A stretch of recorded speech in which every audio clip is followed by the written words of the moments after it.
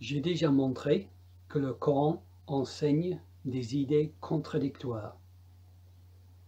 Dans ma première vidéo sur le dilemme islamique, dont le lien se trouve dans la description de cette vidéo, j'ai montré que le Coran affirme l'autorité de la Bible, mais contredit la Bible. Ceci prouve bien sûr que le Coran ne peut pas être la vérité. Dans cette vidéo, grâce à l'excellent travail de David Wood, je vais montrer un deuxième dilemme islamique. Un deuxième dilemme islamique. Les apologistes et les enseignants musulmans, suivant le Coran, disent que Jésus était musulman. Oui, vous m'avez bien entendu. Les enseignants musulmans disent que Jésus était musulman. Rien ne le fait peur. Et donc que les premiers disciples aussi de Jésus, des apôtres, étaient aussi musulmans. Ils disent que le vrai évangile de Jésus a été perdu et que les enseignements originaux de Jésus ont été corrompus par l'apôtre Paul et ensuite par le concile de Nicée, etc. Au départ donc, la religion de Jésus était l'islam. Et la religion des premiers disciples était l'islam. Mais l'apôtre Paul et d'autres chrétiens se sont imposés et ils ont corrompu l'islam. Ils ont inventé le christianisme. Ils ont enseigné des hérésies telles que la mort de Jésus pour nos péchés et la résurrection de Jésus et la divinité de Jésus. Donc aujourd'hui, ce que les chrétiens croient est un mensonge et c'est une corruption de ce que Jésus et ses apôtres enseignaient, car Jésus et ses disciples étaient musulmans. Mais cette idée prouve que l'islam est faux. Oui, affirmer que Jésus et ses disciples étaient musulmans, et donc que le christianisme qui existe aujourd'hui est une corruption des enseignements de Jésus, prouve que l'islam est faux. Affirmer que Jésus et ses disciples étaient musulmans prouve que l'islam est faux. Voici pourquoi. Le Coran dit qu'Allah a promis à Jésus que ceux qui croient en lui seront au-dessus de ceux qui ne croient pas en lui, et cela jusqu'au jour de la résurrection. Coran 3,55 dit « Rappelle-toi quand Allah dit « Ô Jésus, certes, je vais mettre fin à ta vie terrestre, t'élever vers moi, te débarrasser de ceux qui n'ont pas cru, et mettre jusqu'au jour de la résurrection ceux qui te suivent au-dessus de ceux qui ne croient pas. Puis, c'est vers moi que sera votre retour, et je jugerai entre vous ce sur quoi vous vous opposiez. » Dans ce verset, Allah fait quelques promesses à Jésus. Il promet de sauver la vie à Jésus. Il promet de mettre ceux qui suivent Jésus au-dessus de ceux qui ne croient pas en Jésus. Et il promet de faire en sorte que cette situation dure, non pas jusqu'à l'arrivée de Mahomet, mais dure jusqu'au jour de la résurrection, c'est-à-dire jusqu'à la fin du monde. Puis il promet de ramener Jésus vers lui. Et cette idée est confirmée dans un autre verset du Coran, dans 61 verset 14, où nous lisons « Ô vous qui avez cru, soyez des alliés d'Allah, à l'instar de ce que Jésus, fils de Marie, a dit aux apôtres. Qui sont mes alliés pour la cause d'Allah? Les apôtres dirent, nous sommes les alliés d'Allah. Un groupe des enfants d'Israël crut, tandis qu'un groupe nia. Nous aidâmes donc ceux qui crurent contre leur ennemi et ils triomphèrent. Ce verset va un peu plus loin que le précédent. Dans ce verset, Allah dit qu'il a accompli sa promesse. Il a fait en sorte que ceux qui ont cru en Jésus, comme les apôtres, triomphent sur leurs ennemis. Nous aidâmes donc ceux qui crurent contre leur ennemi et ils triomphèrent. Notez bien que les apôtres de Jésus dont il est question ici sont des enfants d'Israël. Ce sont des Juifs donc.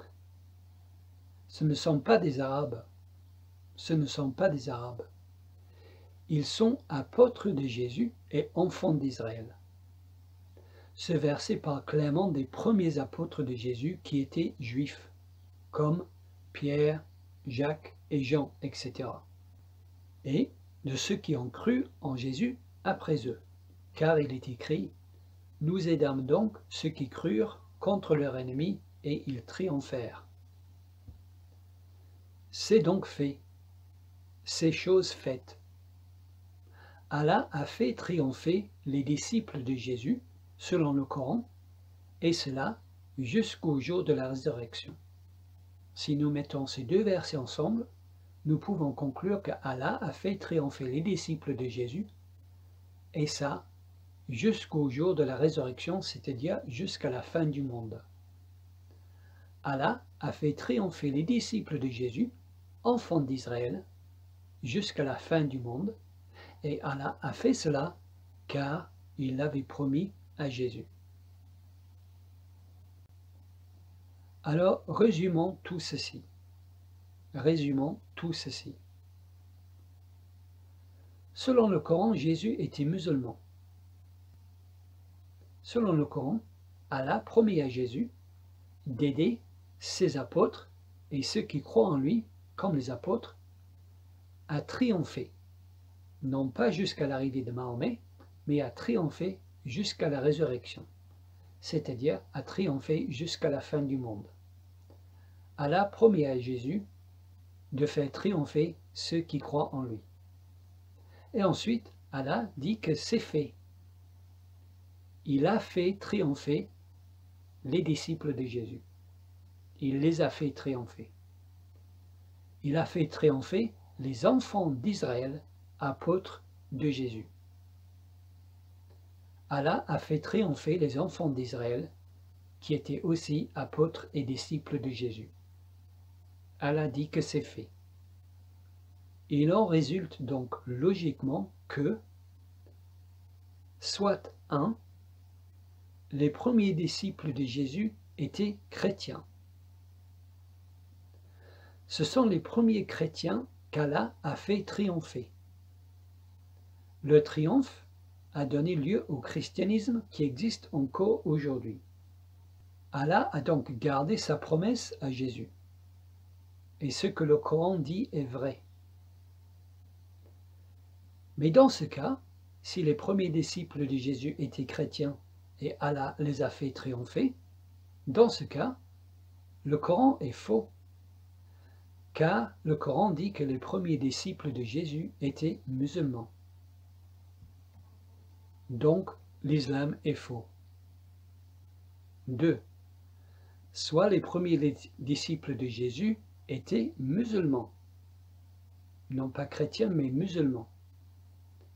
Mais ces premiers disciples ont été rapidement vaincus par des faux disciples. Quelques années après la mort de Jésus, il ne restait plus, ou très peu, de vrais disciples de Jésus.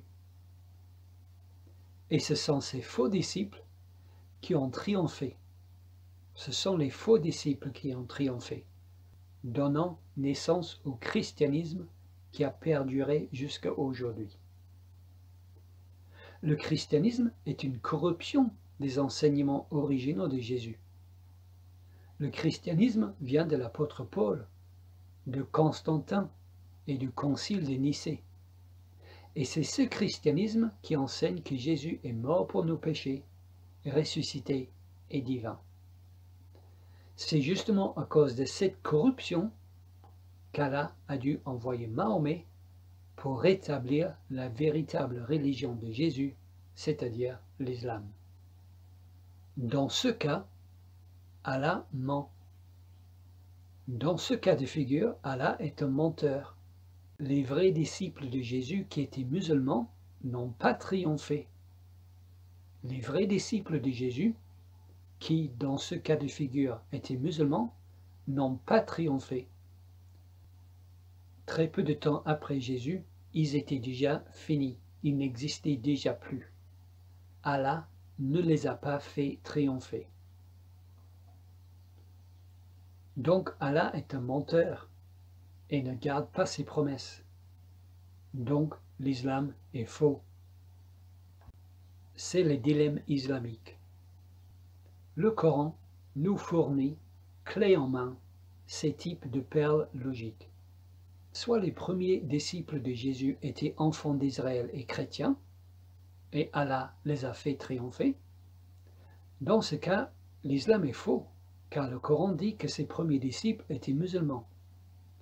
Soit les premiers disciples de Jésus étaient enfants d'Israël et musulmans, et dans ce cas, Allah ment, car il ne les a pas fait triompher. Il n'en reste aucune trace aujourd'hui de ses premiers disciples, aucune. Ils ont rapidement disparu. C'est le christianisme qui a triomphé. Donc l'islam est faux. Que l'on choisit l'un ou l'autre, l'islam est faux. Donc l'islam est faux.